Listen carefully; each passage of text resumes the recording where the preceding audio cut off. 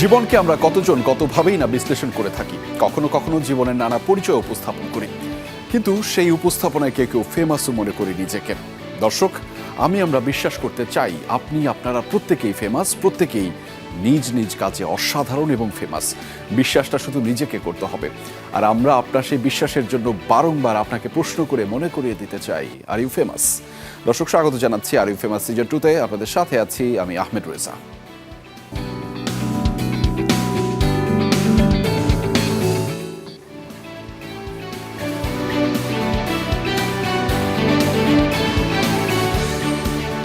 দর্শক, আর you famous মানে আপনাদের জন্য বিভিন্ন আয়োজন, নানান পর্ষা থাকে, উপকরণ থাকে। আমাদের সাথে বরাবর আমি যে শব্দটা বলি, আমাদের সাথে যুক্ত হন নানান সারথি। কিন্তু আজকে দর্শক, আমি বলতে চাই আমাদের সাথে যুক্ত হচ্ছেন কয়েকজন বন্ধুরা, কারণ এই বন্ধুদের কাজ নিয়ে আজকে মূলত আলোচনা।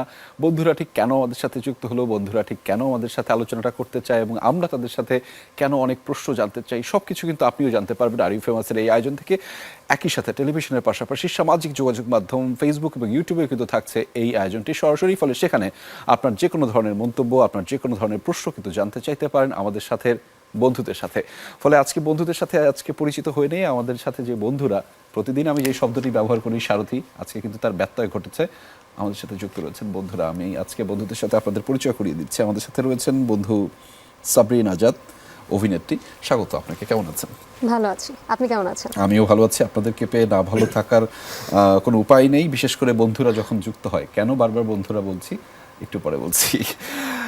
এই বন্ধুদের আসলে সমন্বয়টা যিনি ঘটালেন, তার সাথে আপনাদের দর্শক পরিচয়টা এখন করিয়ে দিতে চাই। আমাদের সাথে যুক্ত রয়েছেন জাহিদ প্রীতম, চিত্রনাট্যকার ও পরিচালক, অনেক গুণে গুণান্বিত মানুষ, এবং আমি তার কাজ ভীষণ পছন্দ করি। জাহিদ প্রীতম, আপনাকে স্বাগত আমাদের আর ইউ ফেমাসের আয়োজনে। নিশ্চয়ই ভালো আছেন? জি, আলহামদুলিল্লাহ ভালো আছি। আপনি কেমন আছেন ভাইয়া? আমি ভালো আছি। এবং আমরা যে বন্ধুদের কথা বলছি, যে বন্ধুদের নানা সমন্বয়ে নানা বিষয় নিয়ে আপনি যে কাজটি করবেন বা আসছে আমাদের জন্য, সেটি নিয়ে আমরা বিস্তারিত আপনার কাছ থেকে জানতে চাইবো। নানান বিষয়ে আপনার কাছে অনেকগুলো প্রশ্ন থাকবে।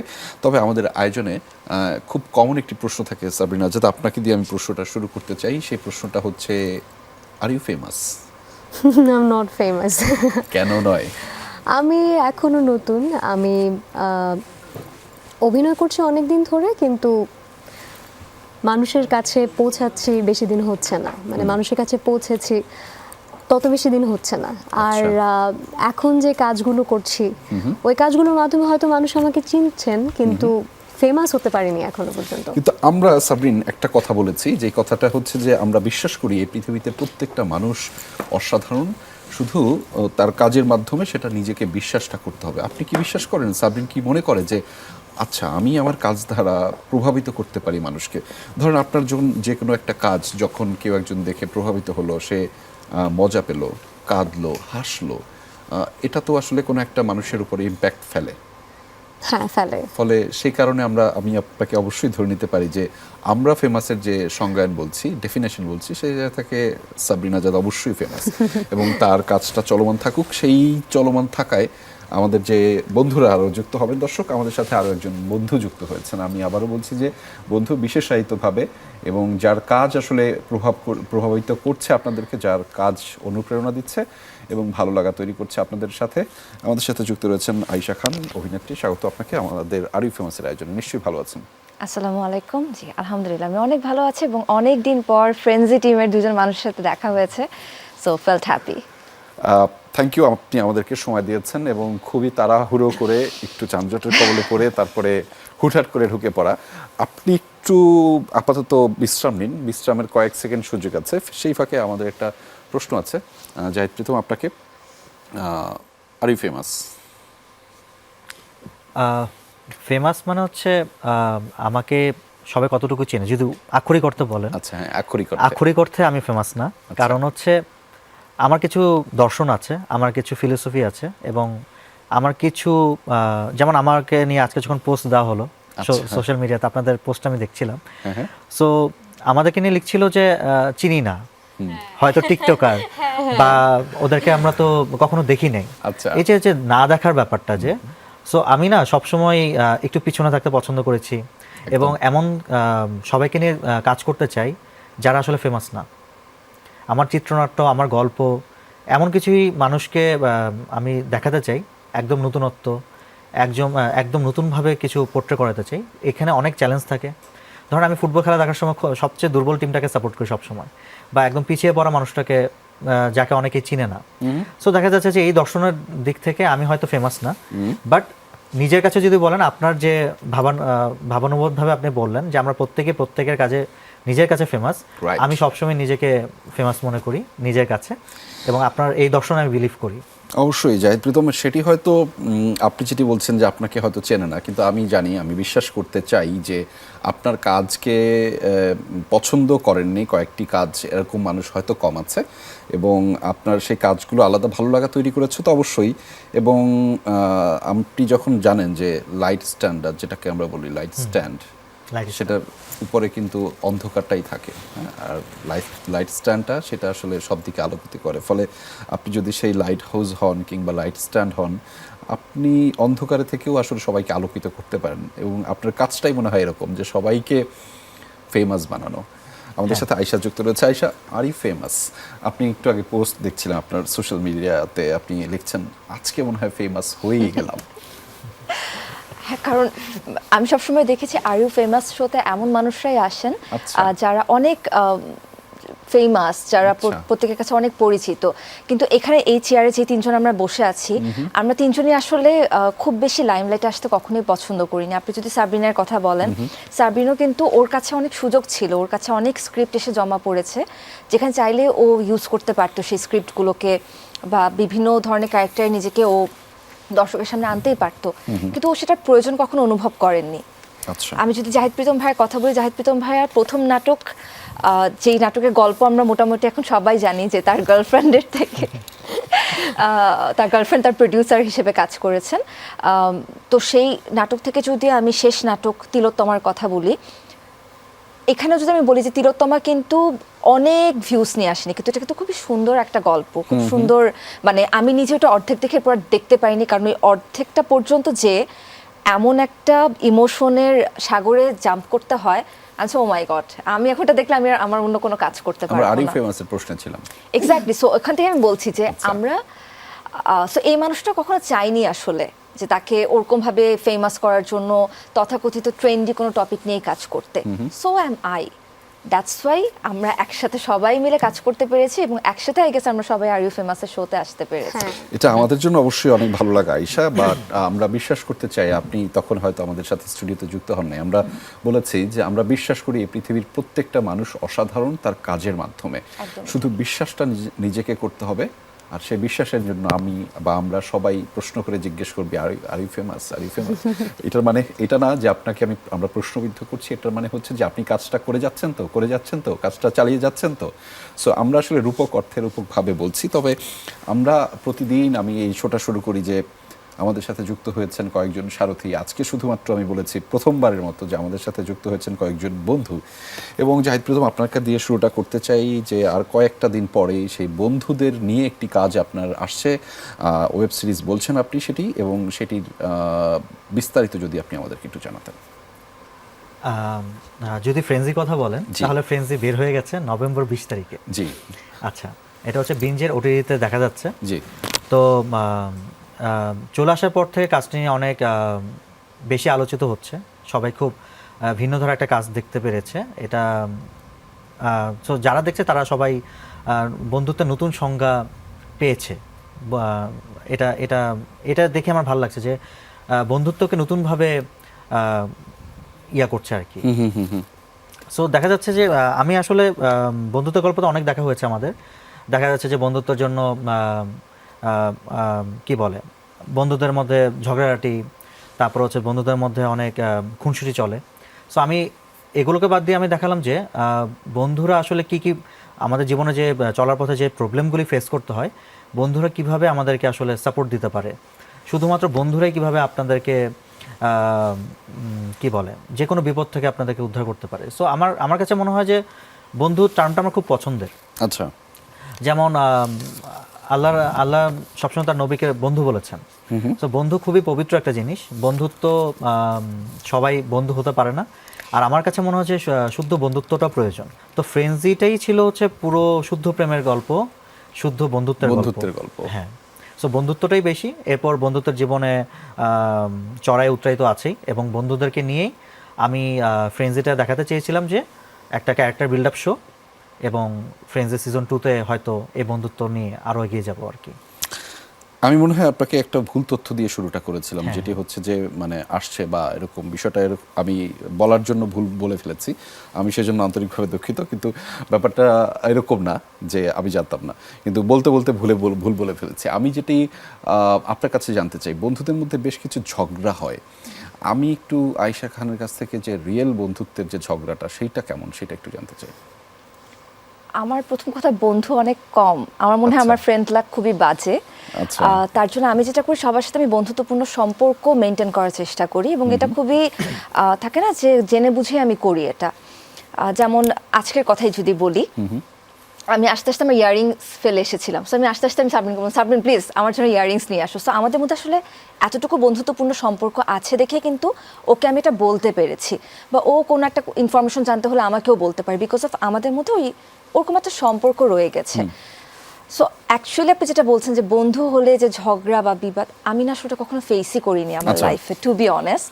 কারণ আমি ওরকম গভীর সম্পর্ক কখনো কারোর সাথে করিনি বন্ধুত্বের জায়গার থেকেও। সো এটার জন্য আমি এই জায়গা থেকে আমি সবসময় সেফ মুডে থাকি। কিন্তু এমন হয়েছে যে আমার দুটো ফ্রেন্ডের মধ্যে ঝগড়া হয়েছে, ওরা দুজনেই আমাকে দুটো ভিন্ন টাইমে ফোন দিয়ে বলছে, তাই এটা হয়েছে। আশা খুব ভালো ঠিক ম্যানেজার। আছে, হ্যাঁ, আমি I very good listener first of all. So আমি খুব মানে শুনি, ধৈর্য ধরে ওদের কথা শুনি, দেন আচ্ছা ঠিক আছে, কাম ডাউন, এটা ঠিক হয়ে যাবে, 2টা দিন টাইম দাও, ওকে 2টা দিন ওকে অ্যাভয়েড করো, ঠিক হয়ে যাবে, ও বুঝতে পারবে ওর লাইফে তোমার বন্ধুরা এরকম ইম্পর্টেন্স মানে কি। এরকম শুনে আই ডোন্ট থিংক সো যে বন্ধুরা মানবে বা হ্যাঁ হ্যাঁ, আমার ফ্রেন্ডরা সবাই আন্ডারস্ট্যান্ডিং ছিল। আমি ওই মানুষগুলোকে খুব বুঝে শুনে চুজ করেছি আমার লাইফে। আচ্ছা। সাবরিনা জাহাদ, আপনার জায়গাটা থেকে একটু বন্ধুত্বের ব্যাপারটা কেমন? এই যে আমরা এতক্ষণ আলোচনা করলাম, বন্ধুত্ব মানে একটা বিশেষ ভাব। জাহিদ প্রীতম বলছে যে বন্ধুত্ব তার কাছে শব্দটাই একটা বিশেষ। আপনার কাছে বন্ধুত্ব আসলে কেমন? আমার কাছে বন্ধুত্ব অনেক বেশি মিনিংফুল এবং অনেক বেশি ইম্পর্ট্যান্ট আমাদের লাইফের জন্য। যেমন আমি আজকে আসলে যেখানে এসেছি, বা আমি যে এভাবে সবার সামনে কথা বলতে পারছি, বা আমার কাজ মানুষ আসলে দেখছে, জানছে, এইটার পেছনে আমার বন্ধুদেরও অনেক অবদান আছে। যেমন আমি যখন কাজ শুরু করছিলাম, আমি আমার বাড়ি চট্টগ্রামে, আমি চট্টগ্রামের মেয়ে। প্রভাবশালী চট্টগ্রাম, সেটা বলুন। হ্যাঁ, আমি প্রভাবশালী চট্টগ্রামের মেয়ে। সো আমি যখন চট্টগ্রাম থেকে ঢাকায় আসি কাজ করার জন্য, তখন আমার বন্ধুরাই হচ্ছে আমাকে, আমার বান্ধবী আছে একজন, ওনার নাম হচ্ছে অরিন। অরিনই হচ্ছে তার বাসায় আমাকে থাকতে দেয়, এবং আমি তার বাসায় থেকে কাজ করতাম। তার বাসায় থেকে কাজ করা হয়, সে আমাকে যে পরিমাণে হেল্প করেছে, ওই হেল্পটা যদি আমি না পেতাম, তাহলে শুরুর দিকে যে সমস্যাগুলো হয়, যে স্ট্রাগলগুলো হয়, তখন আমি ওটা ম্যানেজ করতে পারতাম না। সো বন্ধুত্ব আসলে আমার জন্য বন্ধুত্ব খুবই মিনিংফুল এবং খুব ইম্পর্ট্যান্ট আমাদের লাইফে। এবং সেই মিনিংফুল জায়গার মধ্যে মনে হয় আমরা অরিনের কথাও জেনে নিলাম যে ঢাকায় এরকম আসার পরে এরকম অনেক অরিন, অনেক সাবরিন আজাদকে সাপোর্ট দেয়, এবং সেটা কন্টিনিউয়াসভাবে ক্রমান্বয়ে চলছে সেই গল্পটা। আমি যদি একটু বলি যে আপনাদের এই কাজটা আসলে ফিডব্যাকটা কেমন পেয়েছেন করার পরবর্তীতে? জাহিদ প্রীতম, আপনাকে দিয়ে শুরুটা করতে চাই, কি হয়েছে, কি বলেছে? আমি জানি যে আপনার কাজগুলো নিয়ে মানুষজন একটু বিশেষভাবে বলে বা বলতে চায়, সেটার মধ্যে নানান ধরনের উপকরণ থাকে, কেমন ফিডব্যাক পেয়েছেন? আলহামদুলিল্লাহ ভালো। আমার কাজগুলোর মধ্যে আমার কিছু সিলেক্টিভ দর্শক আছে যারা কাজের জন্য অপেক্ষা করে, এবং বছরে 2টা বা 3টা কাজ বের হয়, এবং কাজগুলি বের হলে ব্যাপক মানে কাজ ঘোষণা দেওয়ার সাথে সাথে একটা আলোচনা শুরু হয়, এবং কাজ বের হওয়ার পর অনেক আলোচনা হয়। এই জন্য আমি খুব লাকি যে আমার দর্শকরা অর্ধেক আমার, যারা আমাকে চেনে না বা যারা আমার কাজের সাথে অভ্যস্ত না, প্রতিটা কাজের পরপরই দেখি যে নতুন কিছু দর্শক হয়। যেমন তিলোত্তমা ছিল বিষণ্ণ প্রেমের গল্প, বুক পকেট ছিল শুদ্ধ প্রেমের গল্প, প্রেম ভিত্তিক কাজ করেছি।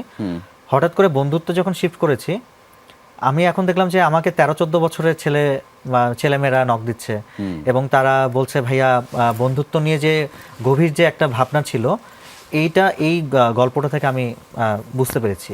এখন আমার একটা বন্ধু ছিল, সবসময় লেগে থাকতাম, স্কুলে গেলে বুলি করতাম, সো ওকে আমি আজকে থেকে করব না। আচ্ছা। সো আমার কাজগুলি থেকে কিছু দর্শন থাকে, তো ওই দর্শনগুলি সবাই আসলে পিক আমি করে। যদি এই দর্শনের কথা একটু বলি যে আপনি কাজগুলোর মধ্যে আমি শব্দটা ব্যবহার করি, তথাকথিত অনেক বড় মাপের সেলিব্রিটিকে অ্যাড করেন না, এবং আপনি কাজের মানটাকে প্রাধান্য দেন। যাদেরকে আপনি যুক্ত করেছেন তাদের কাছ থেকে বেস্ট আউটপুটটাই আপনি এক্সপেক্ট করেন। আমার মনে হয় যে কাজগুলো আমি দেখেছি সেটার মধ্যে আমার ভালো লেগেছে ব্যক্তি আমি হিসেবে। এটা হয়তো ম্যান টু ম্যান ভ্যারি করে। মানে এখানে আমি যেটা বলেছি এটা কি এমনই, নাকি আপনার কোনো অন্য দর্শন রয়েছে?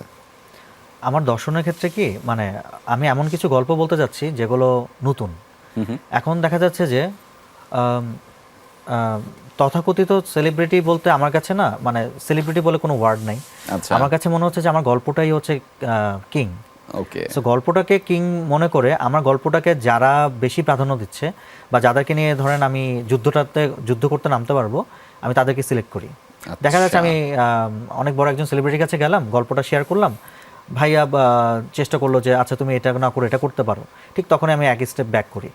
আচ্ছা, যে ওকে, তাহলে আমার গল্পটা হয়তো প্রভাবিত হচ্ছে। যারা আমার গল্পটাকে বিশ্বাস করে, যারা আমাকে বিশ্বাস করে, আমি তাদেরকে নিয়ে কাজ করি সবসময়। বিশ্বাস করেন? অবশ্যই। বিশ্বাস করেন? একদম। তাহলে আরেকটা জিনিস বিশ্বাস করতে হবে, একটা বিরতি নিতে হবে। ফেমাসের আয়োজনে ছোট্ট একটা বিরতি নিচ্ছি, ফিরছি একটু পরেই, আমাদের সাথেই থাকুন, কোথাও যাবেন না। দর্শক, আরও একবার স্বাগত জানাচ্ছি আরই ফেমাসের আয়োজনে। এক ঝাঁক বন্ধুরা রয়েছেন আমাদের সাথে। আমরা বলেছিলাম যে আমরা আসলে বিশ্বাসটা করতে চাই যে আপনারা ভালো থাকেন এবং বাংলাদেশের ভালো ভালো কাজগুলোর সাথে থাকেন। সেই বিশ্বাসটা নিয়ে আবারও হচ্ছে আয়েশার কাছে প্রশ্ন রয়েছে। আয়েশা, আমরা বিশ্বাস করি যে বাংলাদেশের মানুষ ভালো থাকবে এবং আপনাদের কাজগুলো আসলে আমাদের অনুপ্রাণিত করবে। এখন যে কাজগুলো আপনার সামনে আসছে সেটা আসলে কতটা অনুপ্রাণিত করবে আমাদেরকে? একই সাথে আমি জানতে চাই আপনার যে কাজের দিনলিপি, আমরা বিরতিতে বলছিলাম যে একটা গল্প, একটা কাজ আপনাদের সবাইকে আলাদা করে দিয়েছে, ব্যস্ত করে দিয়েছে। ওকে, অনুপ্রাণিত বাকিদেরকে কতটুকু করবে আমি জানি না, আমি বলবো আমাকে অনেক অনুপ্রাণিত করবে। কারণ ফ্রেন্ডসি যখন আমরা করি আসলে তখন আমি অনেক অসুস্থ ছিলাম, এবং আমার অসুস্থতা দেখে একটা সময় মানে পুরো শুট শেষে প্রীতম ভাইও টেক্সট করে বলেছিলেন যে hats off to you Ayesha, I am proud of you যে তুমি এতটুকু এফোর্ট দিয়েছো। সো ওই অসুস্থতার থেকে আমার রিয়ালাইজেশন হয়েছে যে এই বছরের শেষ 3টা মাস আমি পাগলের মতো খাটবো। আমার যত উইকনেস আছে, স্ট্রেংথ আছে, সব কিছু আমি খুঁজে বের করব, যেগুলো নিয়ে আসলে আমি আগামী বছর কাজ করতে চাই। তো সেই ধারাবাহিকতায় আমার অলরেডি ভ্যালেন্টাইনের জন্য 3টা কাজ করা হয়েছে। ওই 3টা কাজে আমি চেষ্টা করেছি একদম 100% আউটপুটটা দেওয়ার, এবং I am thankful to my director and my co-artist, যারা আমাকে অতটুকু সহযোগিতাও করেছে। সো দর্শক কতটুকু অনুপ্রাণিত হবেন আমি জানি না, আমি অনেক অনুপ্রাণিত হব আমার আগামী বছরে আসা 3টা কাজ দেখে, দ্যাটস ফর শিওর। আয়েশা, আরেকটা প্রশ্ন আমি জানতেই চাই, যে বিশ্বাসের কথা বলছিলাম আমি একটু আগে, জাহিদ প্রীতম ভাইয়ের সাথে কথা বলছিলাম, তিনি যেমনটি জানাচ্ছিলেন তার কাজের যে সিলেকশনের যে মানুষগুলো দিয়ে কাজ আদায় করে নেন সেটা তিনি একটু ভেবে চিন্তেই নেন। একদমই। আপনি যখন বুক পকেটের গল্পে যুক্ত হয়েছেন এবং আপনার কাজ সেটা, আপনি আয়েশা খান যে আলাদা হয়ে গিয়েছেন আপনার কাজের মাধ্যমে এবং এই ইন্ডাস্ট্রিতে আলাদা করে একটা জায়গা নিয়েছেন, এটা কি আপনি বিশ্বাস করেন? আমি বিশ্বাস করি, এবং ভাইয়া যেরকম সচেতনভাবে এই কাজটা করে থাকেন, আমিও কিছুটা সচেতনভাবে করেছি। আমি শুরু থেকে আমার ওটিটি ক্লোজ আপ তো করেছি, তারপর যখন ওটিটি প্ল্যাটফর্মে কাজগুলো আমি করলাম, আমি কখনোই আমার কাছে ফোন কল আসার পর বলিনি যে আমি কি এটার মেইন প্রোটাগনিস্ট। আমি কখনোই এই প্রশ্ন করিনি। আমি খালি বলেছি যে আমার ক্যারেক্টারটা কি, আমার ইম্প্যাক্টফুল কতটুকু, আমাকে কতদিন লাগবে আপনাদের, আমার কোয়েশ্চেনগুলো থাকতো এই ধরনের। ইভেন তো বুক পকেটের গল্পের সময় ভাইয়া প্রথমে আমাকে আমার গল্পটা শোনান মালিহা চরিত্রের, তারপর বাকি দুটোও আমাকে শোনান ধারাবাহিকতাটা বোঝানোর জন্য, যে পুচকেই কিন্তু মালিহা, ওই ধারাবাহিকতাটা বোঝানোর জন্য। দেন আমি বলছি হ্যাঁ ভাইয়া চলেন করে, আমি ধরনের ক্যারেক্টার এর আগে কখনো করি নাই, so let's do this, let's try this, দেখি কতটুকু কি করতে পারি। অ্যান্ড সামহাউ ইট হ্যাপেন্ড, মানে আমাদের এক রাতের জার্নিতে কীভাবে কী হয়ে গেছে আমি জানি না, থ্যাঙ্কস টু জাহিদ প্রীতম ভাইয়া অ্যান্ড মাই কো-আর্টিস্ট তানভীর ভাইয়া। আপনার কাছে আমার আরেকটা প্রশ্ন থাকবে যে আপনি এই যে চরিত্রগুলোর মধ্যে এমনও হয়েছে যে এখনো এরকম একটা চরিত্র আপনি খুঁজছেন যেটা এখনো করতে পারেননি কিংবা আপনার চিন্তাও আসেনি, কি সেটা আমরা জানতে চাইবো সেটা একটু। তার আগে আমরা একটু সাবরিনা জাদ আপনার কাছে ফিরতে চাই। আমরা যে বিশ্বাসের কথা বলছিলাম এবং কাজ আসলে মানুষকে আলাদা করে, আমরা শুরু থেকে বলছি কাজই দিন শেষের থেকে যাবে। যে আমরা কথা বলছি, আমরা হয়তো পৃথিবীর থেকে একদিন চলে যাব, কিন্তু আমাদের সবার কাজগুলো থাকবে। কি কাজ হচ্ছে এবং কতটুকু আশাবাদী? এখন ফ্রেন্ডজি, আমার যে লাস্ট কাজটা ছিল ফ্রেন্ডজি করার পর আমি একটু স্টপ রেখেছি, আচ্ছা। কারণ আমার কাছে কাজ আসছে কিন্তু আমি একটু বাছাই করে কাজটা করার চেষ্টা করছি। আপু যেটা বললো, সার্টিফাই করেছে আপনাকে, অনেক স্ক্রিপ্ট এসেছে, আপনি সবগুলোতে যাননি। আপু যেটা বললো যে মেইন প্রোটাগনিস্ট কিনা সেটা দেখছি না, আমিও সেম কাজটাই করছি এখনো, কিন্তু মানে আমি মেইন প্রোটাগনিস্ট কিনা সেটা আমার কাছে আসলে ইম্পর্টেন্ট না। আমি দেখছি আমার ক্যারেক্টারটা কি ইম্প্যাক্টফুল কিনা, যদি ওরকম কিছু হয়, তারপর গল্পটা যদি ভালো হয়, তখন গিয়ে আমি হ্যাঁ বলছি, আর না হলে চেষ্টা করছি একটু বাছাই করে গল্প চুজ করার, এইটাই। তো আপাততর জন্য এখনো কোনো কাজ করছি না, বাট আই হোপ যে ভালো কোন যেটা করব সেটা ভালো কিছুই হবে। আপনার কাজ আসছে, কি কাজ হচ্ছে, কি করছেন? খুব শীঘ্রই একটা কাজ আসছে। আচ্ছা, কাজ আসছে চরকিতে, ঘুমপুরি। সো আমার খুব পছন্দের একটা গল্প, এটা আমার 11তম গল্প। আচ্ছা। সো 11তম গল্প, যে এটা ফিকশন হবে না সিনেমা হবে এটা ভাবিনি। আচ্ছা। তো আমার যে প্রডিউসার শাহির শাকিল ভাই, তো উনি আমাকে সবসময় চান, প্রীতম তোমার বড় পর্দা আসা দরকার, খুব বড় পর্দা আসা দরকার। তো আমি বলছি ভাই আমি একটু সময় চাই, আমি 25টা একটু সময় চাই। না না, তোমার এখনই করতে হবে। তখন ভাই আমাকে সবসময় পুশ করে, সো তোমার গল্প বলার ধরন ভিন্ন, এই ধরনের গল্পগুলি আমার আসা দরকার। সো শাকিল ভাইয়ের কাছে আমি খুবই প্লিজড যে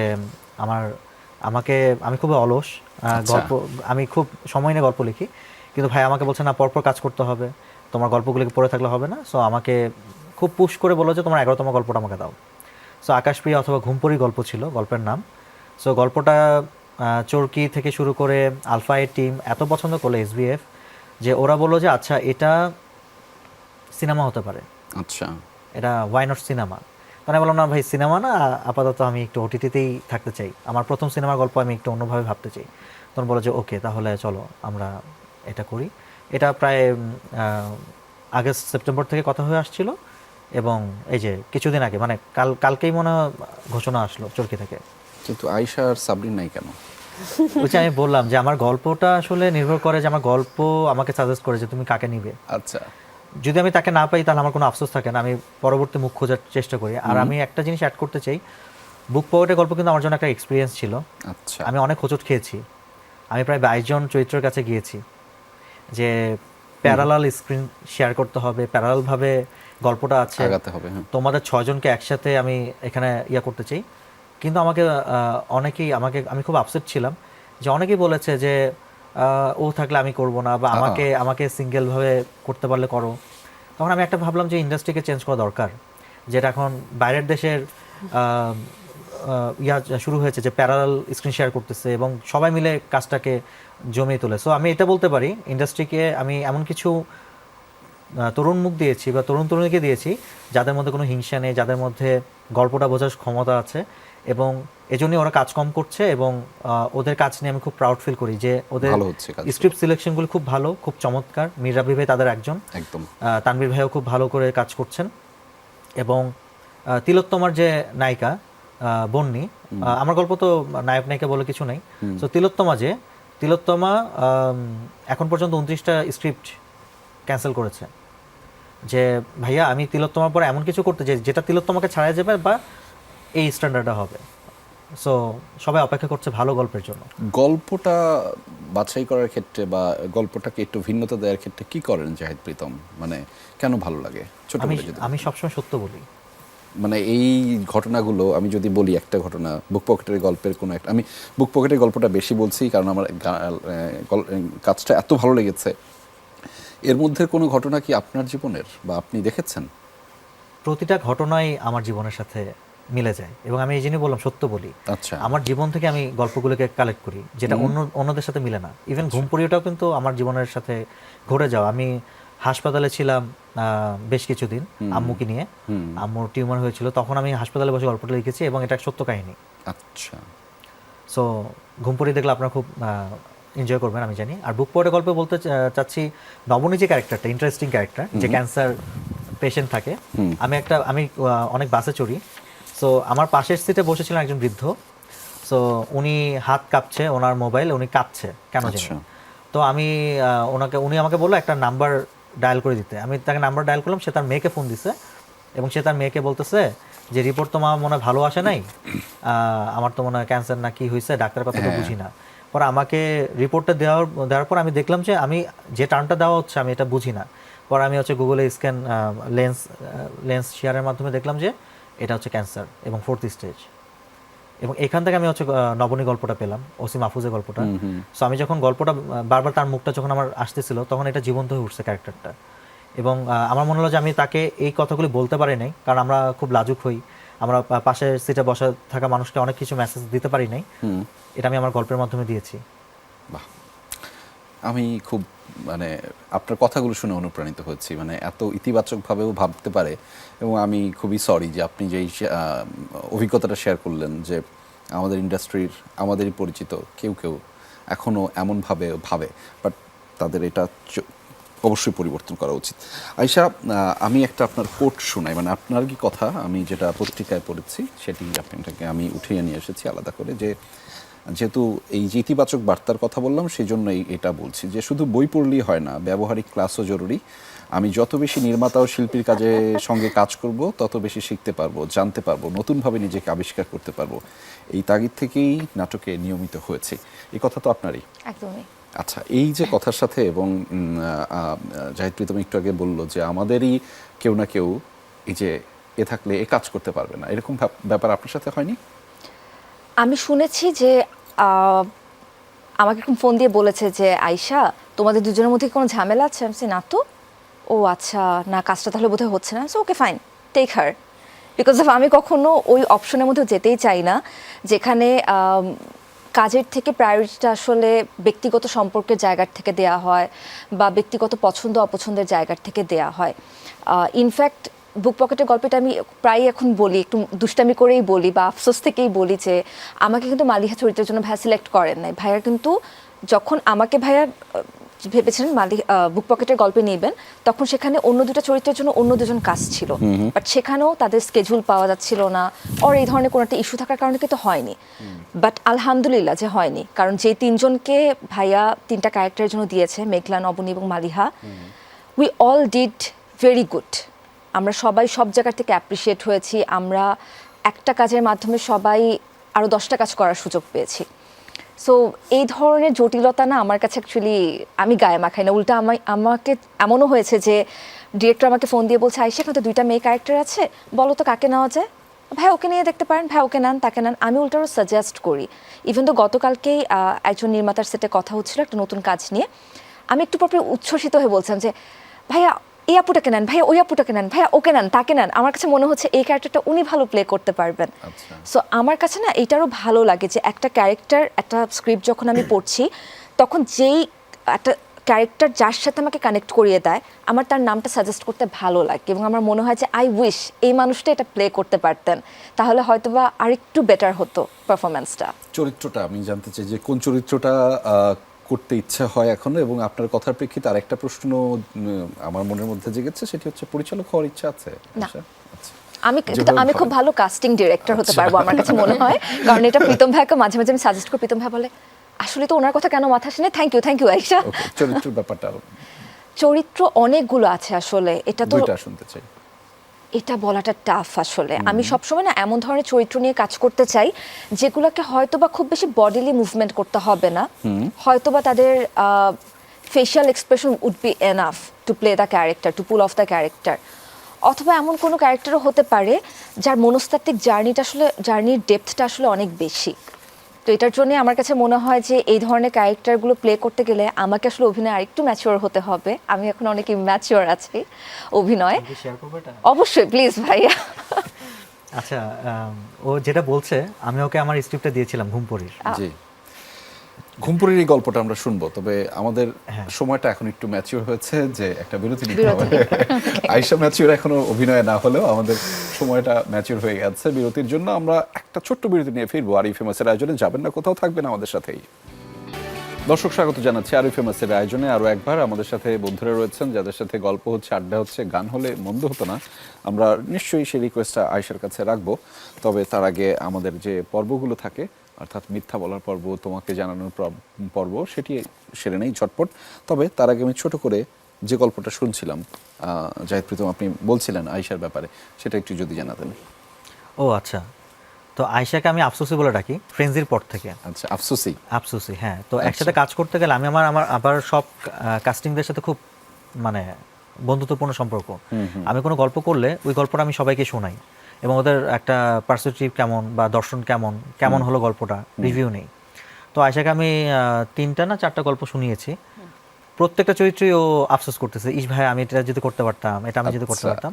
তো রিসেন্টলি হচ্ছে ঘুমপড়ি গল্পটা ওকে যখন আমি সিনোপসিসটা বললাম, ও বলতেছে ভাই এরকম একটা ক্যারেক্টার আমার জন্য কেন রাখলেন না, আমি এটা খুব ভালো করে পোর্ট্রে করতে পারতাম। সো আমার একটা আফসোস থাকবে এবং ওই আফসোস থেকেই হয়তো ওর সাথে এই ধরনের একটা কাজ করা হবে। দেখা যাক আফসোস, সেই গল্পের নাম দিবেন আফসোসের গল্প। আফসোসের গল্প। সাবরিন, আপনার কাছ থেকে শুরুটা করতে চাই আমরা, রাইট? সো আমরা একটা বাক্য, একটা শব্দ বলবো, Okay. আপনাকে এটাকে মিথ্যাই বলতে হবে। আচ্ছা। হ্যাঁ, যেটাই হোক। সো এটার নাম হচ্ছে যাহা বলিব মিথ্যা মিথ্যা বলিব। বলিব, রাইট? সো বন্ধুত্ব। খুব খারাপ জিনিস, জাহিদ প্রীতম। খুব খারাপ মানুষ, ফ্রেন্ডজি। খুবই বাজে একটা সিরিজ। আয়েশা খান। ওকে নিয়ে তো মিথ্যা কথা বলা খুবই টাফ। না, পরে কিছু করবে না, বলেন আপনি এখনই যা বলেন। পচা মেয়ে। পচা মেয়ে, আচ্ছা। রাব্বি, মীর রাব্বি। মীর রাব্বি ভাই, মীর রাব্বি ভাই মনে আসছে না, মাথায় আসছে না। মিথ্যা বলো। এক মিনিট বলি আমি। পচা মানুষ। বুক পকেটের গল্প।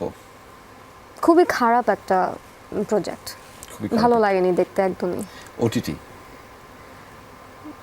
খুব বাজে বাজে জিনিস আসে ওটিটিতে। আবু হুরায়রা তানভীর।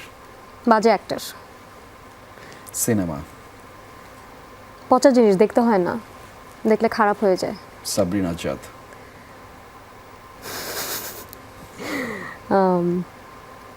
ভালো না। আচ্ছা। দীপা খন্দকার। অহংকারী। শাহেদ আলী। অহংকারী। আচ্ছা, অহংকারী, দুজন অহংকারী মানুষ একসাথে বাস করে, রাইট? আচ্ছা, এটা আমরা বলে দিলাম। জাহিদ প্রীতম, আপনার কাছে আমরা ফিরতে চাই। যাহা বলিব মিথ্যা বলিব, ওকে? সো কি বলবো, আমি তো আসলে আমি নিজেই মিথ্যা বলি আচ্ছা গল্পের মাধ্যমে। আচ্ছা, বুক পকেটের গল্প। সময়ের সেরা খারাপ গল্প। তিলোত্তমা। অসম্ভব বাজে একটা গল্প। আচ্ছা, মীর রাব্বি। ভয়েস একদমই ভালো না। আয়েশা খান। একদমই কোনো আফসোস নেই পৃথিবীতে, ও সব কিছুর জন্য পারফেক্ট। ফ্রেন্ডজি। ফ্রেন্ডজি ওভাররেটেড শো। বন্ধুত্ব। ভালো না, বন্ধুত্ব করতে হয় না কারোর সাথে, সেলফিশ হওয়া ভালো। প্রেম ভালোবাসা। মিথ্যা জিনিস। Flat number 143। ফ্ল্যাট নাম্বার 143 খুব খারাপ একটা গল্প ছিল। আয়েশা খান। বলেছি মনে হয়। বলেছে। বলেছেন, এটা বলেছেন। বন্ধুত্ব নিয়ে বোধহয় ভাইয়া একটু কি সত্যি কথা বলে দিলেন, সেলফিশ হওয়া উচিত। আমি বন্ধুতে বিশ্বাসী, আমার অনেক বন্ধু। আচ্ছা, অভিজ্ঞতা। অনেক অভিজ্ঞতা, পুরো পৃথিবী রাজ করতে পারবো। আচ্ছা, আমরা যদি নিশু ভাইয়ের কথা বলি। নিশু ভাই একদমই অ্যাক্টিং পারে না। আচ্ছা, ঠিক আছে, thank you. But cinema. Cinema মানুষকে মিথ্যা গল্প বলে, মিথ্যাভাবে বাঁচতে শেখায়। ওটিটি অনেক মানুষ দেখে।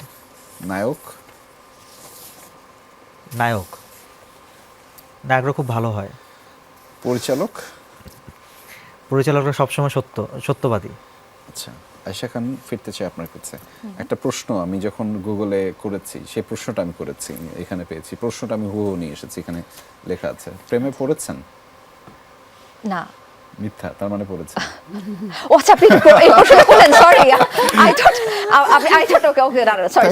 কংগ্রাচুলেশনস যে আমরা, ঠিক আছে, আমরা জানতে পারলাম যে মিথ্যা বলে, ঠিক আছে। না, আপনি তো বলছেন গুগলের প্রশ্ন। আমি যাহা বলিব মিথ্যা বলবো সেগমেন্টটা আমার সাথে শুরু হয়ে গেছে, এটা আমি বুঝতে পারিনি। চলছিল তো, এতক্ষণ ধরে চলছিল। So close up 1। Close up. একদমই কাছে আসতে দেয় না মানুষকে। আচ্ছা, হাসি। খুবই মানে ফেক একটা এক্সপ্রেশন। ভয়েস। আমার ভয়েসের কথা বলবো? ইটস আপ টু ইউ, যে কোনো ভয়েস। এটা হতে পারে মীর রাব্বি ভাইয়ের ভয়েস, আপনারটা বুক পকেটের গল্পে আপনি যেভাবে ডেলিভারি না থাক, আমারটা নিয়ে বলি, ভীষণ সুমধুর, সুমিষ্ট। আচ্ছা, ভুল ত্রুটি। কোয়েশ্চেনগুলো একটু কেমন আমি তো জীবনে ভুল করতেই পারি না। মালিহা। প্রচন্ড মুডি একটা ক্যারেক্টার। জাহিদ প্রীতম। প্রচন্ড মুডি ডিরেক্টর। সাবরিন আজাদ। ওর সাথে তো কথাই বলা যায় না, এত অ্যাটিটিউড। হলুদ পাঞ্জাবি। খুবই বিচ্ছিরি দেখতে, মানে কালারটাই তো এত জঘন্য। ফ্রেঞ্চি।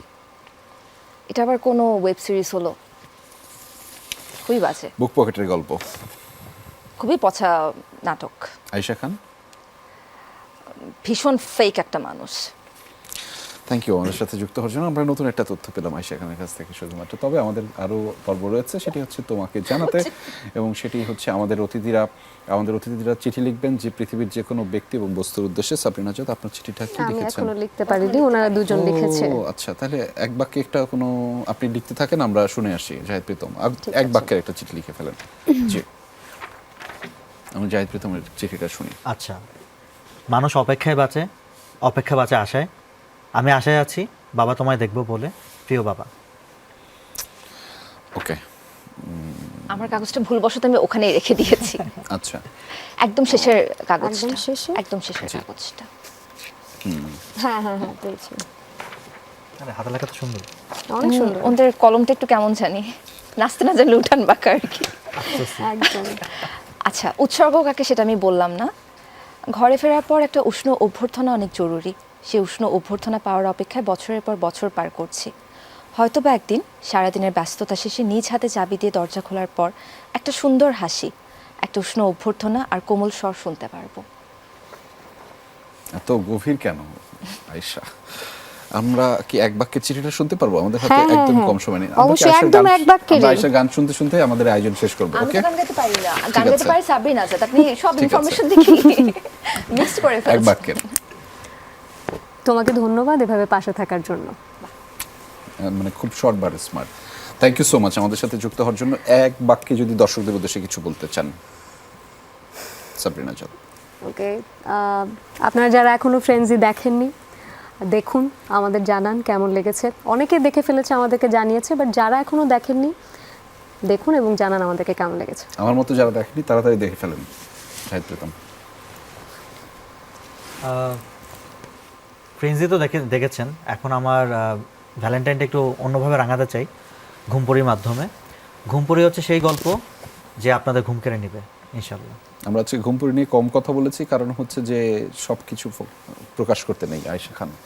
আমি ফ্রেন্ডসি বা ভয়াল কোনোটারই দাওয়াত দিব না। আমি শুধুমাত্র একটা অনুরোধই করব, সিজন চেঞ্জ হচ্ছে, সো অবশ্যই সবাই যখন বাইরে বের হবেন গরম পোশাক পরে বের হবেন, কারণ আপনি ভালো থাকলে আপনার পরিবার, আপনার ফ্রেন্ড সার্কেল, আপনার কাছের মানুষগুলো ভালো থাকবে। সুস্থতা অনেক জরুরি। কারণ নিরাপদে আপনি ভালো বাসায় থাকলে ফিরবেন। আয়েশা খান ভালো থাকবে, আয়েশা খান ভালো থাকলে শাহরুখ খান, সালমান খান সবাই ভালো থাকবে। ধন্যবাদ আমাদের সাথে যুক্ত হওয়ার জন্য সাবরিন আজাদ, জাহিদ প্রীতম এবং আয়েশা খান। আপনারা মূল্যবান সময় দিয়েছেন, আমরা কৃতার্থ আপনাদের কাছে। দর্শক, আয়েশা খানের কথাটা দিয়ে শেষটি করতে চাই। আসলে আপনার ভালো থাকা জরুরি। আপনি যদি ভালো থাকেন তাহলে পাশের মানুষটিকে ভালো রাখতে পারবেন, আর পাশের মানুষটি ভালো থাকলে কিন্তু পুরো বাংলাদেশ ভালো থাকবে। আর বাংলাদেশ ভালো থাকলে আমরা জিতে যাই, আমরা জিতে গেলে আপনি জিতে যান। থাকবেন আমাদের সাথেই, ভালো থাকবেন। দেখা হবে অন্য আয়োজনে।